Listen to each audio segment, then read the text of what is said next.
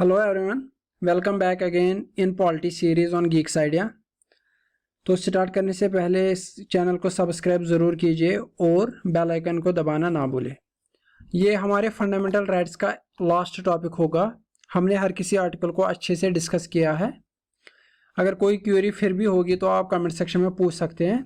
Exceptions to fundamental rights के under हम article 31A, 31B and 31C को discuss करेंगे। तो आइए स्टार्ट करते हैं। आर्टिकल 31A इंट्रोड्यूस किया गया था by first constitutional amendment act 1951।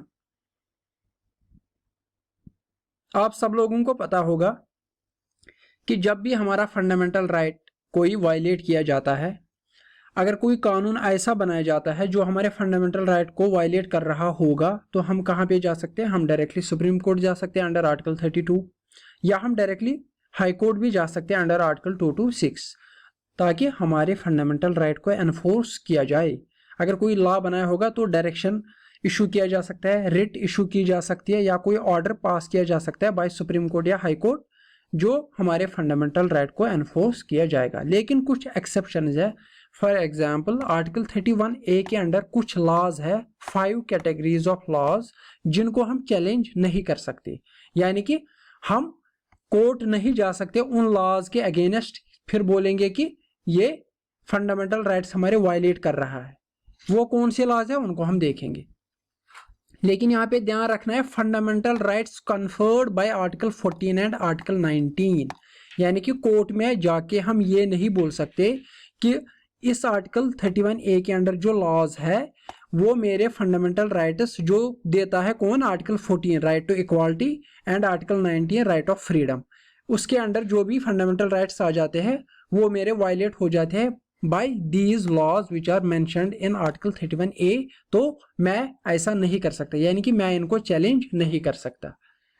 तो ये हमने इससे पहले भी पढ़ा था, प्रॉपर्टी से रिलेटेड। आप सब लोगों को पता है प्रॉपर्टी एक फंडामेंटल राइट था पहले, तो उसको फिर हटाया गया, एक लीगल राइट बनाया गया। तो आइए देखते हैं इन लॉज, ये लॉज क्या क्या है। एक state acquisition of estates and related rights by the state.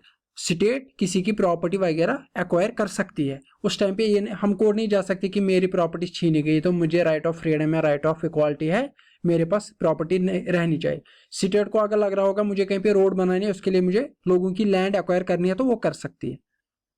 इसी तरह taking over the management of properties, कहीं पे प्रॉपर्टी होगी, स्टेट चाहेगी वो मैं मैनेज कर लूं, तो स्टेट कर सकता है, आराम से कर सकता है।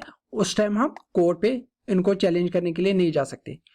आप सब लोगों को पता है बैंक्स वगैरह में अगर जब प्रॉब्लम हो जाती है तो उनको बोला जाता है मर्ज हो जाओ, यानी कि मर्जर ऑफ बैंक्स आपने पढ़ा ही होगा। इसी तरह कॉर्पोरेशन उसको बोला जा सकता है एमलगमेट हो जाओ, एमलगमेट किया जाता है, उनको इकट्ठे किया जाता है, उनको ऐसा भी स्टेट कर सकती है।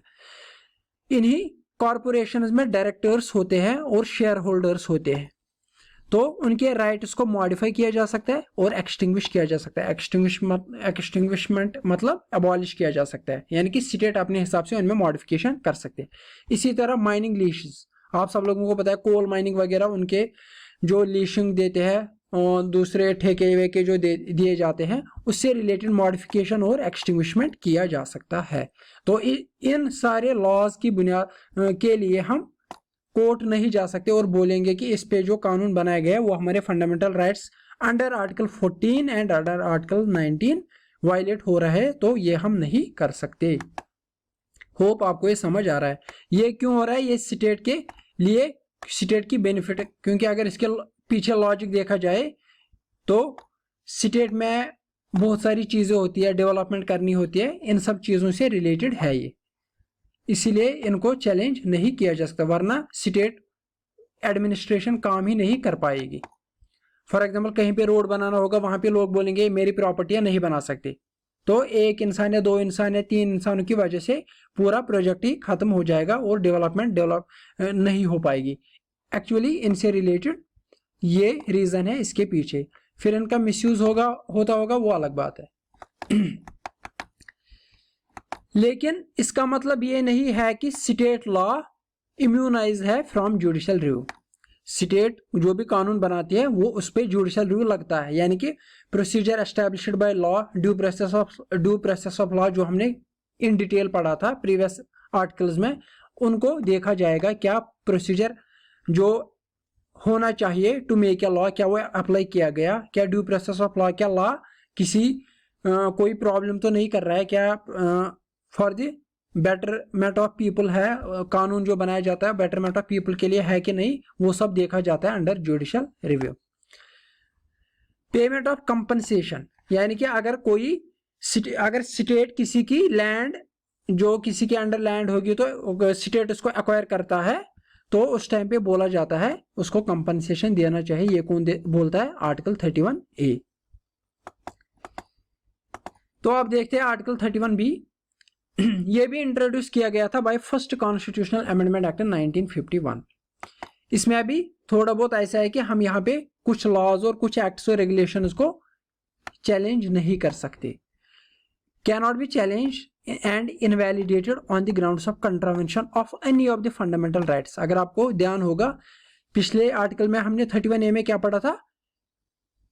Fundamental rights under article 14 and under article 19, लेकिन यहाँ पे है any of the fundamental rights, यानी कि यहाँ पे कुछ एक्ट्स और रेगुलेशंस है उनको हम चैलेंज नहीं कर सकते on the grounds of contravention of any of the fundamental rights. पिछले आर्टिकल में था सिर्फ आर्टिकल 14 और आर्टिकल 19। ये कौन से एक्ट्स और रेगुलेशंस है? Which are included in the 9th schedule.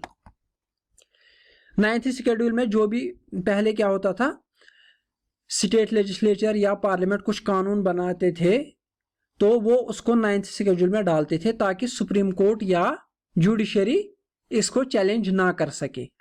तो ये कानून था कि 9th शेड्यूल में जो भी कानून डाला जाएगा उसको जुडिशरी चैलेंज नहीं कर सकते on the contravention of any of the fundamental rights.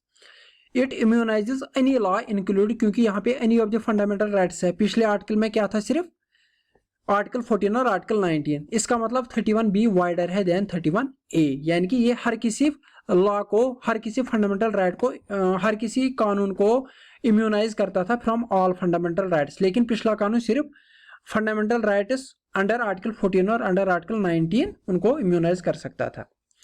लेकिन सुप्रीम कोर्ट ने फिर बोला आर कोयलो केस में कि अप्रैल 24, 1973 के बाद जो भी कानून 9th शेड्यूल में डाला जाएगा, अगर वो वायलेट कर रहा होगा फंडामेंटल राइट्स को अंडर 14, 15 एंड 19 एंड 21, उनको इनवैलिडेट किया जाएगा और उनको चैलेंज किया जा सकता है। अगर फिर बेसिक स्ट्रक्चर ऑफ कॉन्स्टिट्यूशन के अगेंस्ट भी होगा वो कानून, उसको भी चैलेंज किया जा सकता है। ये डेट याद रखना है, 24 अप्रैल 1973 को हुआ था केशवानंदा भारती केस। ये बहुत ही मशहूर केस है। इसके अंडर दिया गया था ये phrase basic structure of the constitution, यानी कि हम कॉन्स्टिट्यूशन की बेसिक स्ट्रक्चर नहीं हटा सकते, उसको चेंज नहीं कर सकते। तो आर्टिकल 31C देखते हैं। इसको इंट्रोड्यूस किया गया था bye 25th constitutional amendment act 1971। इसके अंडर भी ऐसा ही कुछ है। डायरेक्टिव प्रिंसिपल्स में हमें पढ़ना है article 39 clause B and article 39 clause C. 39 clause B क्या बात करता है? ये लाइवलीहुड से रिलेटेड बात करता है, यानी कि हमें हर किसी सिटीजन के लिए सिक्योर करना है लाइवलीहुड। इसी तरह 39C क्या बोलता है कि कंसंट्रेशन ऑफ वेल्थ नहीं होना चाहिए, यानी कि बहुत सारा पैसा, बहुत सारी दौलत कुछ लोगों के हाथों में जमा नहीं होनी चाहिए, वो सोसाइटी के लिए अच्छा नहीं है। इक्वल डिस्ट्रीब्यूशन ऑफ वेल्थ होना चाहिए ताकि सोसाइटी में बेटरमेंट हो जाए, सोसाइटी में बहुत अच्छा इक्वल डिस्ट्रीब्यूशन ऑफ वेल्थ हो जाए। तो अगर मैं कोई कानून बनाऊं, स्टेट बोलता है कि अगर कोई कानून बनाया जाए जो इन आर्टिकल्स को इफेक्ट कर रहा हो, इफेक्ट मतलब जो पॉलिसी इनके अंडर है, यानी कि equal distribution of wealth and livelihood से रिलेटेड अगर कोई कानून बनाया जाएगा, उसको सोसाइटी में लागू करने के लिए कोई कानून बनाया जाएगा ताकि सोसाइटी में बेटरमेंट हो जाए, उस कानून को फिर ये नहीं बोला जा सकता कि it is against fundamental rights bye article 14 और आर्टिकल 19।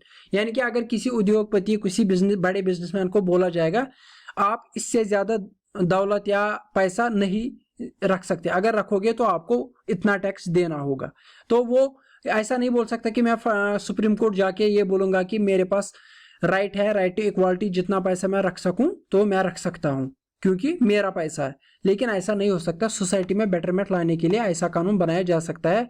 पार्लियामेंट उस टाइम पे या लेजिस्लेचर उस टाइम पे ये बोलेगा हमें ये पावर है क्योंकि हम चाहते हैं कि सोसाइटी में बेटरमेंट हो जाए, इक्वल डिस्ट्रीब्यूशन ऑफ वेल्थ हो जाए under article 39 clause B and under article 39 clause C के under equal distribution of wealth हो जाए, इसीलिए हमने ये कानून लाया, इसीलिए उसको चैलेंज नहीं किया जा सकता। तो ये है इसका रीजन, यानी कि अगर इन दो चीजों को लागू करने के लिए कोई कानून बनाया जाएगा उसको चैलेंज नहीं कर सकते। इसी तरह यह भी बोला गया था, अगर कोई कानून है containing a declaration that it is for giving effect to such policy, यानी कि कोई कानून है उसमें डिक्लेरेशन है कि ऊपर की पॉलिसी को हम लागू कर रहे हैं, लेकिन एक्चुअल में वो लागू नहीं कर रहा होगा, एक्चुअल में वो इफेक्ट नहीं कर रहा होगा, यानी कि ऐसे ही कानून बनाया गया है खाली बोलने के लिए है कि वो इफेक्ट कर रहा है ऊपर की पॉलिसी को, लेकिन एक्चुअल में नहीं कर रहा होगा। तो ये बोला गया था पहले क्लॉज एक था कि इसको चैलेंज नहीं किया जा सकता, लेकिन फिर 1973 में केशवानंदा भारती केस ने ये बोला कि ये इनवैलिड है। अगर कोई कानून ऐसा होगा कि जो रियल में इफेक्ट नहीं कर रहा होगा, जो रियल में इनको लागू नहीं कर रहा होगा, तो उसको चैलेंज किया जा सकता है। कानून बना सकते हो लेकिन वो एक्चुअल में इस आर्टिकल 39 बी और 39 सी को लागू करना चाहिए, तब जाके उसको चैलेंज नहीं किया जा सकता। लेकिन जब उसमें कोई ऐसी बात ही नहीं होगी तब जाके उसको चैलेंज किया जा सकता है। ये हो गया हमारा जो भी फंडामेंटल राइट्स की एक्सेप्शन थी वो हमारा खत्म हो जाता है यहाँ पे। अब हमारा नया लेक्चर जो होगा स्टार्ट होगा वो होगा directive principles of state policy. उससे रिलेटेड थोड़ा बहुत आइडिया देता हूँ ताकि आगे जाके हमें पढ़ने में भी मजा आए। डायरेक्टिव प्रिंसिपल्स है क्या? ये है कॉन्स्टिट्यूशन का पार्ट 4 जो आर्टिकल 36 से आर्टिकल 50 तक है। जैसे कि हमने फंडामेंटल राइट्स में आर्टिकल 12 पढ़ा था जो कि किससे रिलेटेड है? स्टेट से रिलेटेड, डेफिनेशन ऑफ स्टेट, यानी कि स्टेट में क्या क्या आ सकता है। इसी तरह आर्टिकल 36 भी किससे रिलेटेड है? Definition of state. यहाँ पे कुछ डिफरेंट नहीं है, आर्टिकल 36 और आर्टिकल 12 दोनों की सेम डेफिनेशन है, यानी कि स्टेट में जो आएगा वो यहाँ पे भी सेम है। It was copied from Spanish constitution. जिस तरह हमें पता है कि बहुत सारे चीजें हमने लाई है बहुत सारे कॉन्स्टिट्यूशन ऑफ द वर्ल्ड से, तो डायरेक्टिव प्रिंसिपल्स हमने कहां से लाए? From Spanish constitution. आप मुझे बताइए फंडामेंटल राइट्स हमने किस कॉन्स्टिट्यूशन से डिराइव किया है? ग्रैनवेल ऑस्टिन ने बोला है कि fundamental rights and directive principles are constitutions of the constitution. इसी तरह डॉक्टर बी.आर. अंबेडकर ने बोला कि these are like instrument of instructions which were in government of India act 1935। Government of India act 1935 में क्या था? Instrument of instructions. वो doctor B R. Ambedkar ने बोला कि ये उसी जैसे है। इनकी क्लासिफिकेशन यानी कि इनके 3 टाइप्स है, सोशलिस्टिक प्रिंसिपल्स है, गांधीयन प्रिंसिपल्स है और लिबरल एंड इंटेलेक्चुअल प्रिंसिपल्स है। इससे रिलेटेड जब हम आगे स्टार्ट करेंगे तो इसी से रिलेटेड हम पढ़ेंगे। होप आपको आज का लेक्चर पसंद आया होगा। मिलते हैं अगले वीडियो में। Thank you very much. Video को जितना हो सके लाइक और शेयर कीजिए क्योंकि आप लोगों का लाइक शेयर करना हमारे लिए बहुत ही ज़रूरी है। Thank you very much.